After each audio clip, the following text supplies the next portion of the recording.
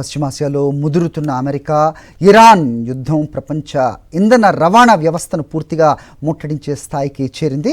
ఈనాళ్ళు Persian గల్ఫ్లోని strait of Hormuz మూతపట్టడంతో Saudi Arabia తమ ముడి చమురును పైప్ లైన్స్ ద్వారా ఎర్ర సముద్రం తీరానికి తరలించి ఆ తర్వాత బాబ్ అల్ మందేల్ జలసంధి గుండా ఆసియా దేశాలకు ఎగుమతి చేస్తోంది. అయితే ఇప్పుడు యెమెన్లోని హూతీ తిరుగుబాటుదారులు ఈ ద్వితీయం జలసంధిపై కూడా దిగ్బంధనం విధించడంతో గ్లోబల్ ఆయిల్ నెట్వర్క్ తీవ్ర ప్రమాదంలో పడింది.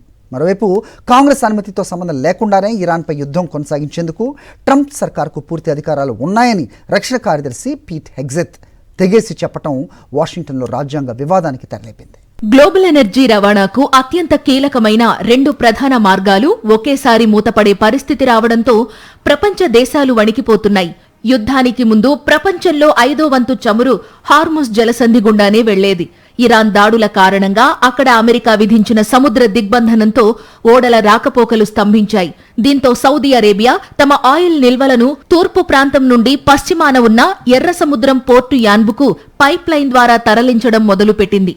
రోజుకు దాదాపు 36 లక్షల బ్యారెళ్ల చమురును బాబ్ అల్ మందేబ్ జలసంధి గుండా భారత్, చైనా, జపాన్, దక్షిణ కొరియాలకు సరఫరా చేస్తోంది. అయితే సౌదీ ఉపయోగిస్తున్న ఈ ప్రత్యామ్నాయ మార్గాన్ని దెబ్బతీసేందుకే యెమెన్ హుతీలు రంగంలోకి దిగారు.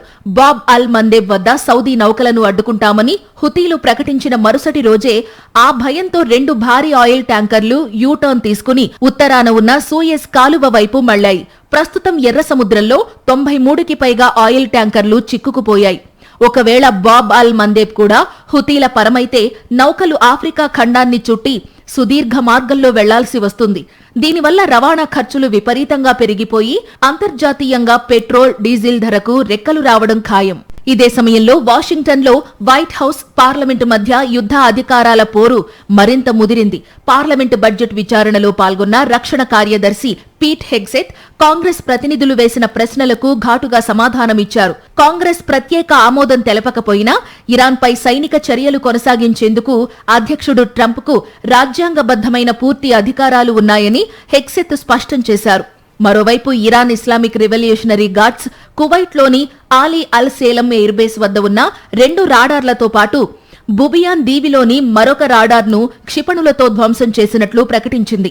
సముద్రంలో నౌకల ముట్టడి, క్షేత్రస్థాయిలో రాడార్ల ధ్వంసంతో గల్ఫ్ రీజియన్ తీవ్ర ఉత్కంఠగా మారింది. మరిన్ని అప్డేట్స్ కోసం ఛానల్ను సబ్స్క్రైబ్ చేయండి. నోటిఫికేషన్స్ కోసం బెల్ ఐకాన్ పై క్లిక్ చేయండి.